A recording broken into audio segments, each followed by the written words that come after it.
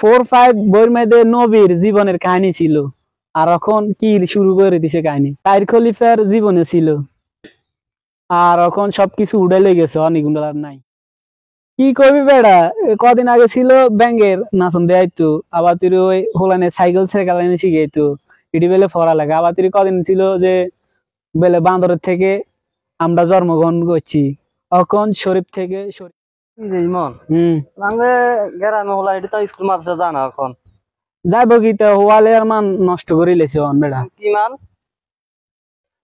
কিরে মহিব, তুই স্কুলে যাস না? স্কুলে যে কি লাভ, স্কুলে তো হওয়া লাগে হয় না। কি লাভ মানে পড়ালেখা করি তো আর ভবিষ্যৎ উজ্জ্বল হইব, তাই সরকারি চাকরি হান যা। দোস্ত তুই কি দেশে বাস করস নি বেড়া?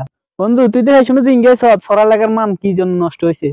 ওরে জিঙ্গে 7 এর বইয়ের মধ্যে কি লেখা আছে? এ কি লেখা? শরীফ থেকে শরীফে গল্প। এটি তো আগে আসলো না। আগে 4-5 বইয়ের মধ্যে নবীর জীবনের কাহিনী ছিল, আর এখন কি শুরু করে দিছে কাহিনী তাইর খলিফার জীবনে ছিল, আর এখন সবকিছু উড়ে লেগে গেছে, অনেকগুলো আর নাই। আমরা মুসলমানের বাচ্চারা কি শিখবো আর? ক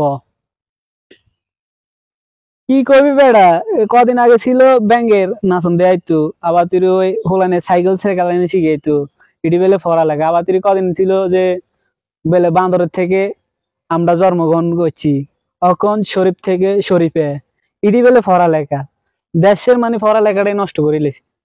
অন কি করবি বেড়া, মানে বিয়ে শাদী করবার আগে অন বেলে মিলন টিলন এইখানে শিখে বেলে স্কুলে মাস্টাররা কি বেদিস হয়ে গেছে না কি বুঝি হয় না।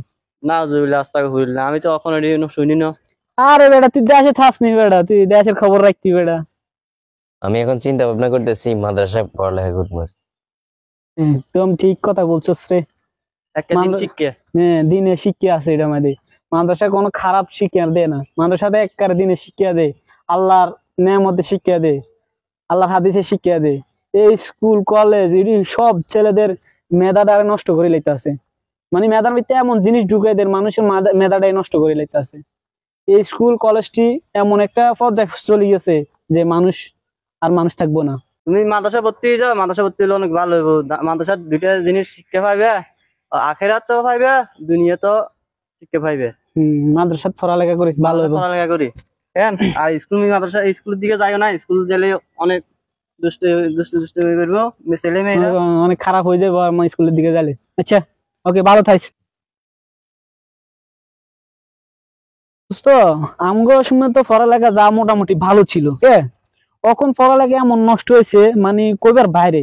এখন আমাদের ছেলে মেয়েদেরকে কিভাবে পড়ালেখা শিখামু এটা মাথায় ঢুকাইতে পারতাছি না।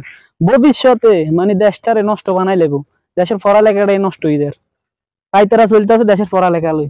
বন্ধু আমার বাড়িতে একটা স্কুলে পড়ে, স্কুলে তো লই আনতে হইব, মাদ্রাসা পড়ালেখা করবো। হ্যাঁ, মাদ্রাসা পড়ালেখা করিস, মাদ্রাসা পড়ালেখা করলে ভালো, মাদ্রাসা পড়ালেখা করলে দুনিয়া আখিরাতে শান্তি পাইবো। আর বাংলাদেশের পড়ালেখা নষ্ট হয়ে গেছে বেটা, বাংলাদেশের পড়ালেখা মানে দালাল ঢুকে গেছে পড়ালেখার ভিতরে, দেশ ধ্বংস করবার লাগে, বুঝছস? দেশ ধ্বংস করবার লাগে। বাংলাদেশের পড়ালেখা এনে মেধা কম, হোলানের খেলার দিকে আগ্রহ, মেধা কম, কিন্তু পড়ালেখা নষ্ট করবার লাই বাইরের কিছু ইতেন সেন্টিকেট ঢুকে গেছে আমাদের বাংলাদেশে পড়ালেখার ভিতরে, বুঝছস? আমরা ছাইতে আমরা ভবিষ্যতে যখন এটি বন্ধ হয়ে যায় স্কুলে আমরা পড়াবো না আর।